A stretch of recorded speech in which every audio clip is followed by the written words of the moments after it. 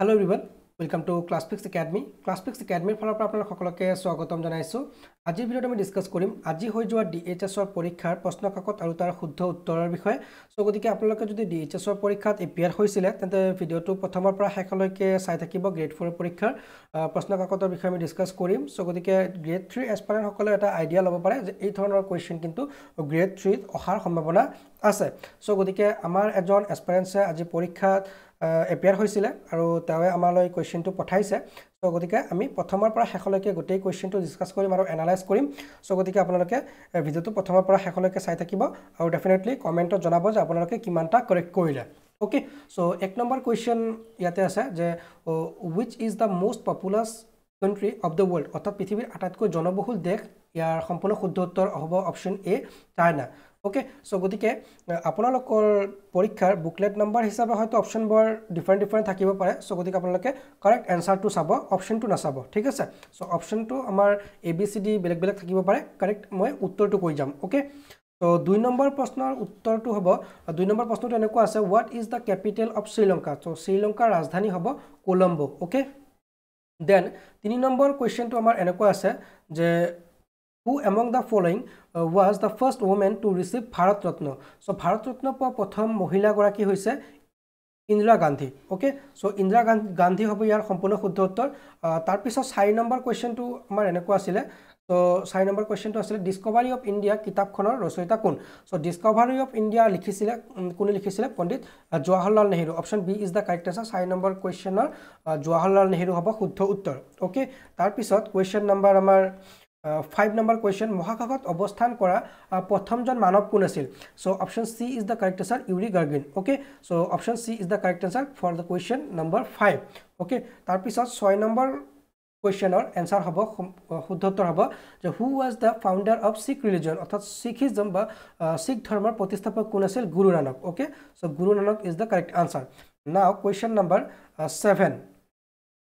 Okay, 7 number কুৱেশ্যনৰ answer হ'ব আমাৰ কুৱেশ্যনটো এনেকুৱা আছিলে, who is known as iron man of India. So ভাৰতৰ লৌহ মানৱ। সো লৌহ মানৱ বুলি কোন কাক জনা যায়? চৰ্দাৰ বল্লভ ভাই পটেল হ'ব ইয়াৰ শুদ্ধ উত্তৰ। Option A is the correct answer. Okay, now question number 8। Okay, 8 number প্ৰশ্নৰ উত্তৰ কি হ'ব? 8 নম্বৰ প্ৰশ্নটো কি আছে? সো 8 নম্বৰ প্ৰশ্ন একদম ইজি কুৱেশ্যন আছে। সো শিক্ষক দিৱস কেতিয়া উদযাপন কৰা হয়? আমি সবে জানো 5 ছেপ্টেম্বৰ শিক্ষক দিৱস হিচাপে পালন কৰা হয় বা উদযাপন কৰা হয়। Okay, now question number 9। Okay, question number 9ত কি আছে? তলত দিয়া কোনজন নেতা ভাৰতৰ ৰাষ্ট্ৰপতি নাছিল? সো নাছিল বুলি কৈছে। সো গতিকে option D is the correct answer, Uma Bharati is the correct answer. Okay, now question number 10, বিশ্ব স্বাস্থ্য সংস্থা ৱৰ্ল্ড হেল্থ অৰ্গেনাইজেশ্যনৰ মুখ্য কাৰ্যালয় ক'ত অৱস্থিত? So option C is the correct answer, Geneva হ'ব ইয়াৰ সম্পূৰ্ণ শুদ্ধ উত্তৰ। ওকে, তো লগতে আপোনালোকক জনাব পাৰি যথেষ্ট সুখী হৈছোঁ যে আমাৰ APDCL ক্লাছ আমাৰ অলৰেডি ষ্টাৰ্ট হৈছে। লগতে আমি DHSক কম্বাইন কৰি ৰাখিছোঁ। DHSৰ এতিয়া গ্ৰেড 3 আপোনালোকে প্ৰিপাৰেশ্যন চলাই আছে। সো গতিকে APDCL আৰু DHSৰ কোৰ্চ যদি আপোনালোকে জইন কৰিব বিচাৰে তেন্তে ডেফিনেটলি আমাৰ স্ক্ৰীনত এটা নম্বৰ ফ্লেছ হৈ আছে। সো গতিকে সেই নম্বৰত আপোনালোকে কণ্টেক্ট কৰি জইন হ'ব পাৰিব। লগতে আমি আছাম পুলিচ আৰু ফৰেষ্টৰ যি নতুন ভেকেঞ্চি ওলাইছে তাৰ বাবে আমি ক্লাছেছ ষ্টাৰ্ট কৰিম। সো গতিকে আপোনালোকে যদি জইন হ'ব বিচাৰে তেন্তে ডেফিনেটলি সেই নম্বৰতে হোৱাটছএপ আপোনালোকে কৰিব, গোটেইখিনি ডিটেইলছ তাতে পাই যাব। ওকে, তাৰপিছত নেক্সট কুৱেশ্যন নম্বৰ 11 আছে, Davis cup is associated with which of the following sports. Okay, Davis cup কিহৰ সৈতে জড়িত? এইটো লন টেনিছ হ'ব। So option B is the correct answer. Okay, now question number 12। So question number 12 কি আছে? So 12 number question, ভাৰতৰ এখন ৰাজ্যৰ মুখ্যমন্ত্ৰী কোনে নিয়োগ কৰে? অৰ্থাৎ মুখ্যমন্ত্ৰী বুলি ক'লে চিফ মিনিষ্টাৰক কোনে এপইণ্ট কৰে? ওকে, সো চিফ মিনিষ্টাৰক এপইণ্ট কৰে the governor of the state. Okay, অৰ্থাৎ সেই ৰাজ্যখনৰ গভৰ্ণৰে এপইণ্ট কৰে চিফ মিনিষ্টাৰক। ওকে, তাৰপিছত নেক্সট আমাৰ কুৱেশ্যন আছে 13 number question, where is the golden temple of Sikh situated. সো শিখসকলৰ যি গল্ডেন টেম্পল এয়া ক'ত অৱস্থিত? এয়া অমৃতসৰত অৱস্থিত। Option D is the correct answer. তাৰপিছত নেক্সট আমাৰ 14 number question, what was the old name of Chennai. Okay, চেন্নাইৰ ওল্ড নেম কি আছিল? সো চেন্নাইৰ ওল্ড নেম আছিল Madras. Okay, so Madras is the correct answer. Okay, now question number 15। So Namdapha ৰাষ্ট্ৰীয় উদ্যান ভাৰতৰ কোন ৰাজ্যত অৱস্থিত? সো নামদাফা ৰাষ্ট্ৰীয় উদ্যান হৈছে অৰুণাচল প্ৰদেশত অৱস্থিত। So option C is the correct answer.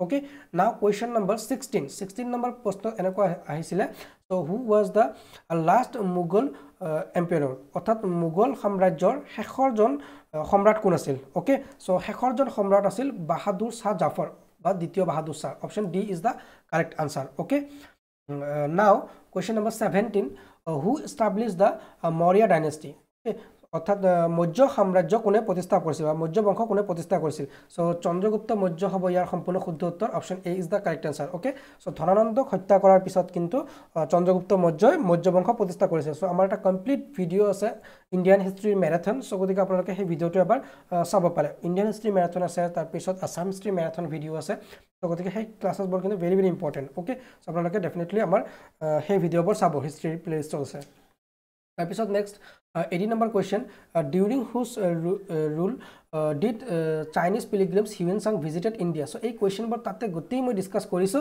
so Harshvardhan okay so Harshvardhan হ'ব ইয়াৰ সম্পূৰ্ণ শুদ্ধ উত্তৰ হৰ্ষবৰ্ধনৰ ৰাজত্বকালত চীনা পৰিব্ৰাজক হিউৱেনচাং ভাৰতত আহিছিল আৰু অসমৰ কথা যদি কয় তেন্তে ভাস্কৰ বৰ্মন হ'ব ঠিক আছে তাৰ পিছত question number 19 so 19 number question এনেকুৱা আছে স্বাধীন ভাৰতৰ প্ৰথম প্ৰধানমন্ত্ৰী কোন আছিল আমি সবে জানো পণ্ডিত Jawaharlal Nehru option B is the correct answer hobe yare okay question number 19 or option B is the correct answer okay tapisot question number 20 who won the first battle of Panipat so first battle of Panipat hoisile karkar majot Ibrahim Lodhi aru Baburor majot hoisile so Ibrahim Lodhik parasto kori Babure kintu প্ৰথম পানিপথৰ যুদ্ধ জয়লাভ কৰিছিল so গোটেইখিনি আমি discuss কৰিছো Indian history হেই এটা ভিডিওত okay so গতিকে হে ম্যাৰাথনৰ ভিডিওটো এবাৰ চাই লব বাবুৰ হ'ব ইয়াৰ সম্পূৰ্ণ শুদ্ধ উত্তৰ okay তাৰপিছত next 21 number question which of the following is not a fossil fuel মানে জীৱাশ্ম ইন্ধন নহয় so জীৱাশ্ম ইন্ধন নহয় হ'ব vegetable oil okay option D is the correct answer তাৰপিছত 22 number question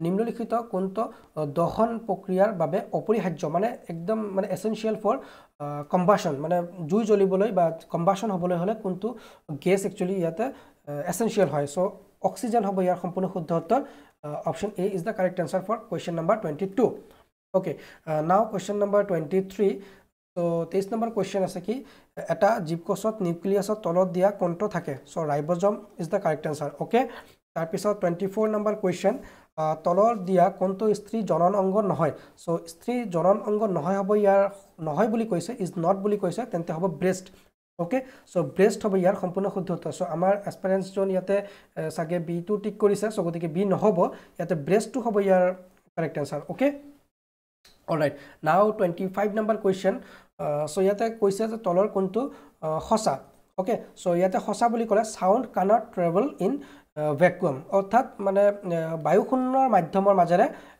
শব্দ গতি কৰিব নোৱাৰে okay so option D is the correct answer okay sound cannot travel in vacuum okay তাৰপিছত 26 number question which of the following is a good conductor বুলি কৈছে পৰিবাহী সুপৰিবাহী so গতিকে good conductor so ইয়াতে option B হ'ব correct answer copper okay তাৰপিছত 27 number question তলত দিয়া কোনটো মানৱ চকুৰ অংশ নহয় so মানৱ চকুৰ অংশ নহয় বুলি কৈছে টেয়াৰ okay চকুলু ঠিক আছে তাৰপিছত question number 28 so 28 number question আছে যে সৌৰজগত বা সূৰ্যৰ এটা গ্ৰহ নহয় বুলি কৈছে ঠিক আছে বুধ গ্ৰহ হয় শনি গ্ৰহ হয় পৃথিৱী গ্ৰহ হয় so ইয়াতে সাইৰাস বুলি এটা আছে so সাইৰাস টো হ'ব কাৰেক্ট আনসাৰ so সাইৰাস আমাৰ সৌৰজগতৰ গ্ৰহ নহয় okay তাৰ পিছত 29 number question তলত দিয়া কোনটো এটা গ্ৰীন হাউস গেছ okay গ্ৰীন হাউস গেছ বুলি কৈছে তেন্তে হ'ব আমাৰ কাৰ্বন ডাই অক্সাইড হ'ব ইয়াৰ সম্পূৰ্ণ শুদ্ধ উত্তৰ okay কাৰ্বন ডাই অক্সাইড